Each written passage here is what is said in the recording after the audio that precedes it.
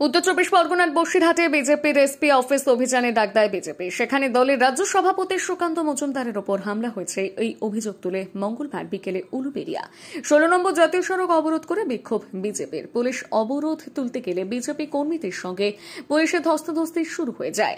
জাতীয় সড়কের দুটি লেনে বিজেপি কর্মীরা বসে পড়ে বিক্ষোভ দেখাতে থাকে।